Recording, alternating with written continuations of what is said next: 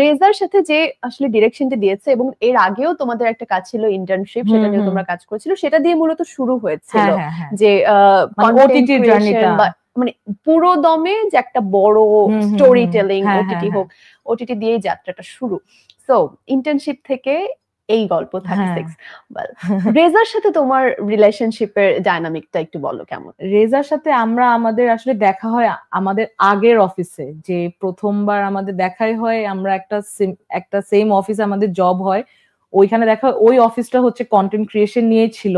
তো আমাদের আরেক বন্ধু ইশফাক, সেও খুব ভালো কন্টেন্ট ক্রিয়েটর। তো আমরা তিনজনকে পেয়ে খুব প্রথম দিন থেকে এক্সাইটেড যে আসলে আমার যেরকম জোকস, যে একদম লাইক মাইন্ডেড, যে যেরকম জোক আমি বলতে চাচ্ছি যে অন্য মানুষ স্যাটায়ার বুঝে না, কিছু বুঝে না, এইটা দেখি রেজা আরো অ্যাড অন করতেছে, ইশফাক আরেকটা তার আইডিয়া দিয়ে। সো ফ্রেন্ডশিপটা খুব অর্গানিক ভাবে হয় and we sort of became a trio.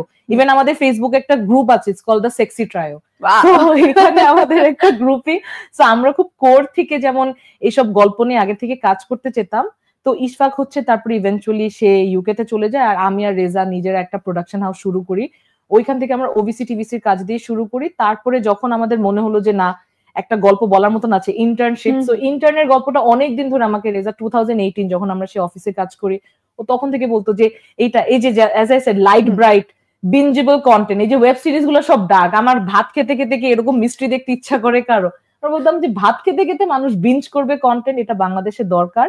এই ইন্টার্নশিপ তখন থেকে আমরা প্ল্যান করা শুরু করি, and thankfully Chorki loved it পিচটা শোনার পরপরই। আর তারপরে হচ্ছে দ্য বল গট রোলিং, আর ভেরি কুইকলি আমরা শুটিং করি, এটা রিলিজও হয়। আর আমরা খুবই লাকি যে এখানে কিন্তু স্টার ক্যাস্ট ওইরকম ছিল না, ক্যাস্টে কিন্তু সবাই মানে they were casted on the basis of their talent, বা কিভাবে ক্যারেক্টারটাকে তারা ফুটিয়ে তুলতে পারবে। কিন্তু ডিসপাইট দ্যাট, ওইটার যে রেসপন্স, অর্গানিক যে রেসপন্স, ওইটাতেও কিন্তু কোনো এরকম আই রিমেম্বার ওই সময় ইন্টার্নশিপের সময়টা আসলে এত কন্টেন্টে ভিড়ে যেত, বারবার বলছিলে একই রকম। It was like a breath of fresh air, totally যে একটা ডিফারেন্ট কিছু। এবং তোমরা সবসময় খুব জটিল করে হয়তো চিন্তা করো না, খুব সহজ চোখের সামনে যেটা সেটাকে সহজভাবে ফুটিয়ে তুলছো।